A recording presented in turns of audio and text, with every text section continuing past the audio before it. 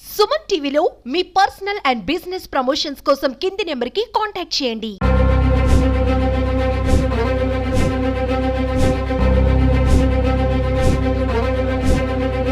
ప్రకాశం barrage గేట్లను ఢీకున్న ఇసుక భారీ బోట్లను తొలగించే ప్రక్రియ కొనసాగింది. నిన్నటి నుంచి కూడా ఈ బోట్ల క్లియర్ చేసే ప్రక్రియ కొనసాగుతున్నప్పటికీ కూడా వాతావరణం సహకరించకపోవడం, ఇంకా కృష్ణా నదిలో వాటర్ ఫ్లోటింగ్ అనేది అదే విధంగా ఉండడంతో భారీ క్రేన్ల సహాయంతో తొలగించే ప్రయత్నం చేసినప్పటికీ కూడా కొంతమేర కూడా బోట్లు కదలడం కానీ ఏమాత్రం దాన్ని పైకి లాగే ప్రయత్నం కానీ సక్సెస్ఫుల్గా జరగలేదనే చెప్పాలి. మనం చూసుకోవచ్చు బోట్ ఏ విధంగా వాటర్లో పూర్తిగా కూరుకుపోయింది అనేది మనకి స్పష్టంగా కనిపిస్తూ ఉంది. అలాగే చైన్ల సహాయం, భారీ క్రేన్ల సహాయంతో హైడ్రాలిక్ క్రెయిన్లతో ట్రై చేసినప్పటికీ కూడా ప్రయత్నించినప్పటికీ కూడా అది ఏమాత్రం కూడా కొంచెం కూడా కదలలేని పరిస్థితి. సో ఇప్పుడు ఈరోజు కొత్తగా రాజమండ్రి నుంచి ఒక టీము, అలాగే కాకినాడ నుంచి కూడా మరొక టీము, ఒక సిబ్బంది ద్వారా వాళ్ళు గతంలో కొన్ని సక్సెస్ఫుల్గా ఇలాంటి ఆపరేషన్స్ కంప్లీట్ చేసిన పరిస్థితి ఉంది కాబట్టి వాళ్ళని కాంటాక్ట్ చేసి వాళ్ళని రప్పించే ప్రయత్నం జరుగుతూ ఉంది. ఏదైతే భారీ బోట్ల తాకిడికి కౌంటర్ వెయిట్లు అయితే బ్యారేజ్కి సంబంధించి 3 డ్యామేజ్ అయ్యాయో వాటిని కొత్త కౌంటర్ వెయిట్లను బిగించిన సంస్థతోనే మళ్ళీ ప్రభుత్వము ఈ ఒప్పందం కుదుర్చుకొని ఆ సిబ్బందితోనే పనుల ప్రక్రియ అనేది ప్రారంభించింది. అయినప్పటికీ కూడా నిన్నటి నుంచి అధికారులందరూ కూడా ఈ పనుల్లో నిమగ్నమైనప్పటికీ, సిబ్బంది పనిచేస్తున్నప్పటికీ కూడా ఎంతవరకు కూడా ఇది సక్సెస్ కాలేదనే చెప్పాలి.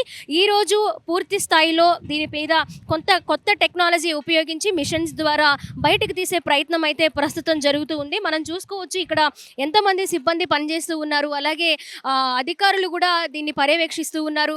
ఎందుకు ఇది బోట్లు తీయలేకపోతున్నాము, ఏంటి, ఎంతవరకు లోపల బోట్లు అనేవి లోపలికి కూరుకుపోయాయి అనేది కూడా చూస్తూ ఉన్నారు. ఇప్పుడు కొత్త టెక్నాలజీ ఉపయోగించి ఇంకొంతమంది సిబ్బంది వస్తూ ఉన్నప్పటికీ ఏ విధంగా, అంటే లోపల ఉన్న ప్రాబ్లం ఏంటి, ఎందుకు దీన్ని బయటికి తీయలేకపోతున్నారు, పెద్ద క్రెయిన్ల సహాయంతో ట్రై చేసినప్పటికీ కూడా బోటు బయటికి కొంచెం కూడా కదలని పరిస్థితి మనం చూసుకోవచ్చు. బోటు ఇక్కడ పిల్లర్కి, ప్రకాశం బ్యారేజ్ పిల్లర్కి సగం వరకు చొచ్చుకుపోయిన పరిస్థితి. వాటిని ఏ విధంగా అంటే పూర్తి బోట్ క్లియర్ చేసే అవకాశము ఏమాత్రము లేదని కూడా అధికారులు చెప్తూ ఉన్నారు. వాటిని మొక్కలుగా కట్ చేయడమా, బయటకు తీయడమా, లేదా ఆ కటింగ్స్ అయిన తర్వాత కృష్ణా నదిలోకి వదిలేయడమా అనేది, అంటే పైకి తీయలేని పరిస్థితుల్లో ఉంటే కిందనే వరదలోనే వదిలేసే అవకాశం ఉంది, వాటర్లోనే వదిలేసే అవకాశం ఉందని కూడా ఇక్కడికి సంబంధించిన ఇంజనీర్ కృష్ణారావు గారు చెప్తూ ఉన్న పరిస్థితి మనం చూసుకోవచ్చు. కొత్త టెక్నాలజీని ఉపయోగిస్తున్నారు, కొత్త టీంని ఇక్కడ అపాయింట్ చేసి ఉన్నారు. అయినప్పటికీ కూడా ఈ బోట్లు క్లియర్ చేసే ప్రక్రియ మాత్రము సక్సెస్ఫుల్గా జరగట్లేదనే చెప్పాలి. అంటే అవి సహకరించట్లేదనే చెప్పాలి బోట్లు. అలాగే ఇసుక మొత్తము కూడా, ఏదైతే ఇసుకతో పాటు ఈ వరదకి కొట్టుకొచ్చిన బోట్లు ఇసుకని క్లియర్ చేశారు. నిన్నంతా బయటికి తీసే ప్రయత్నం జరిగినప్పటికీ ఇది కొంచెం కూడా కదలని పరిస్థితి.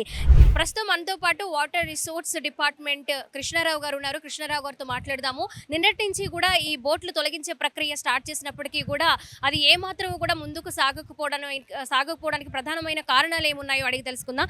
సార్, నిన్నటి నుంచి కూడా కష్టపడుతున్నారు చాలా మంది, అలాగే సిబ్బంది కూడా పనిచేస్తూ ఉన్నారు. అయినప్పటికీ కూడా బోటు కొంచెం కూడా కదలని పరిస్థితి. అసలు కారణం ఏమై ఉండొచ్చు సార్?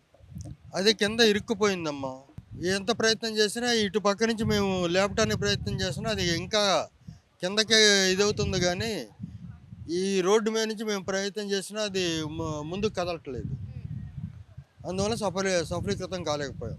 సార్, ఈరోజు సాయంత్రం కల్లా క్లియర్ చేస్తాము అని కూడా సమాచారం అందుతుంది. మరి కొత్త టీంని ఎవరు వచ్చారు, ఎలా ప్రయత్నించబోతూ ఉన్నారు సార్? వైజాగ్ నుంచి ఇంతకుముందు బలిమెల ప్రాజెక్టు, తర్వాత పులిచింతల్లో గేటు కొట్టుకుపోయినప్పుడు మధ్యప్రదేశ్లో వాళ్ళు చేశారంటే ఇట్లా గేటు బోట్లు ఇదైనా తీయటం.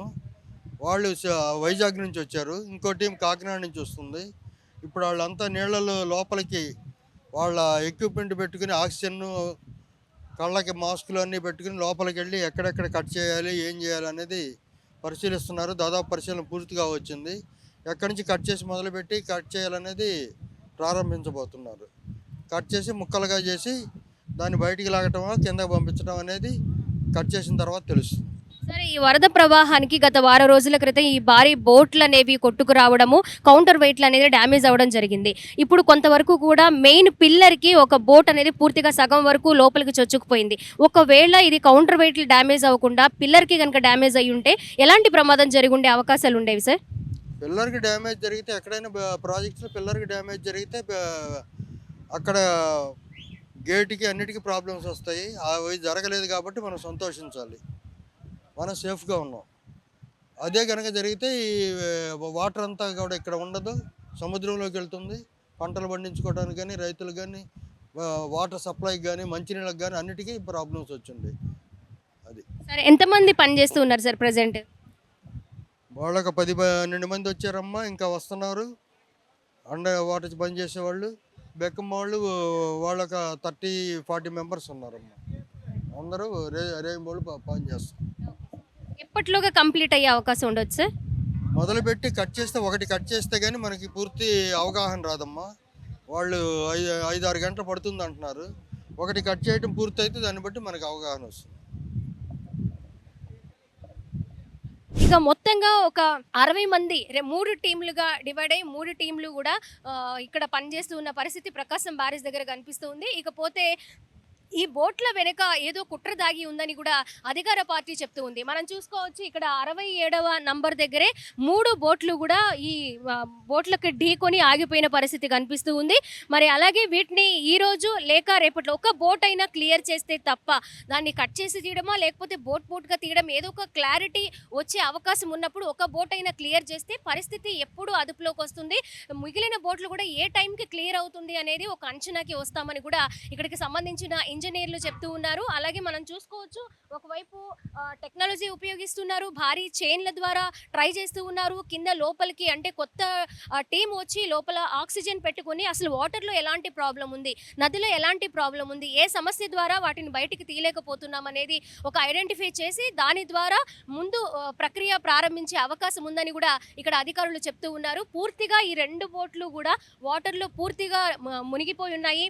వాటిని వాటర్ సగం ఉండిపోయింది, అలాగే ఇసుక తీసినప్పటికీ కూడా అవి సహకరించని పరిస్థితి ప్రస్తుతం ఇప్పటి వరకు కనిపిస్తుంది. మరి ఈ రోజు రాజమండ్రి నుంచి వస్తున్న టీం ఏదైతే కొత్త టెక్నాలజీ ఉపయోగించి బోట్ని కట్ చేసి పైకి లాగే ప్రయత్నం చేస్తుందో దాని ద్వారా మిగిలిన బోట్లు క్లియర్ చేసే అవకాశం ఉంటుంది. ఎంత టైంకి క్లియర్ అవుతుంది అనేది ఒక అంచనాకి రాగలుగుతామని కూడా చెప్తూ ఉన్నారు అధికారులు. కెమెరా పర్సన్ కృష్ణతో స్వాతి, సుమన్ టీవీ, ప్రకాశం బ్యారేజ్ నుంచి విజయవాడ.